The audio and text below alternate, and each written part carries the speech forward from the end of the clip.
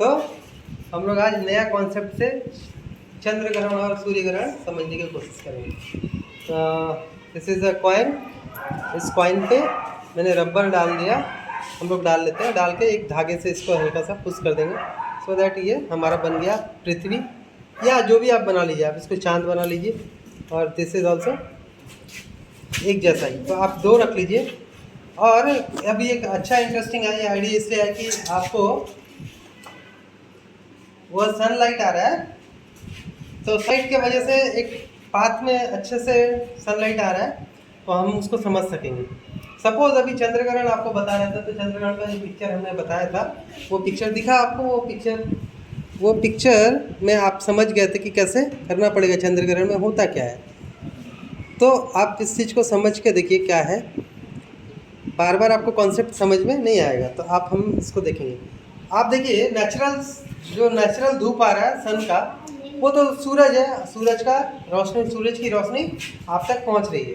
और suppose this one, ये जो है आपका क्या है, चांद है।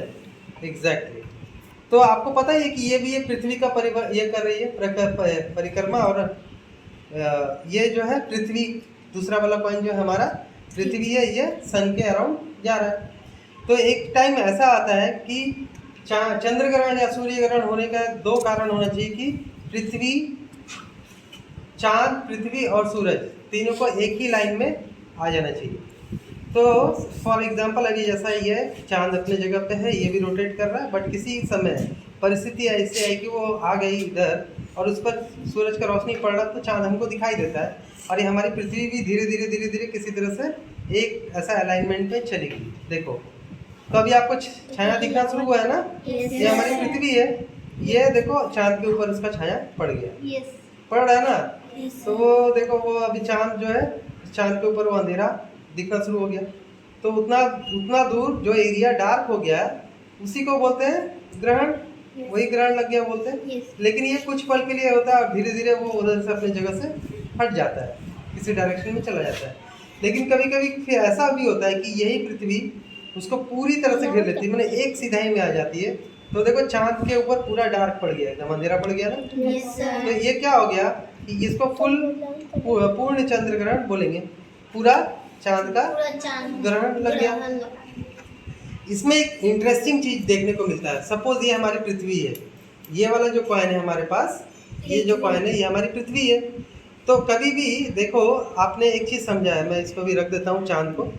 पृथ्वी का जो शेप है आप देख रहे हो गोल जैसा है, बट वो एग्जैक्ट गोल है नहीं, थोड़ी सी अंडाकार है।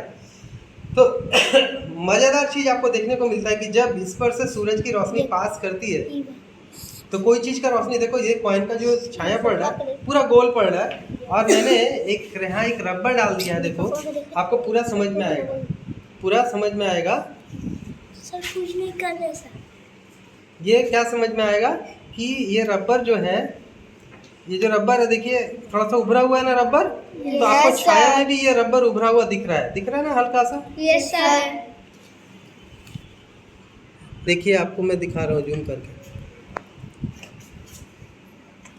ये जो छाया है, छाया में आप देखेंगे तो दूर से अगर हम छाया का फोटो लें तो ये देखिए रबर वाला दिख रहा है।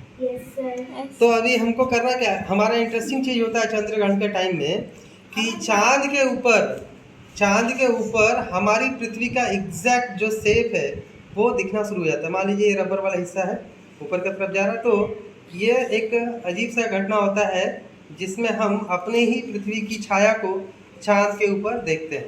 तो कॉन्सेप्ट यही है।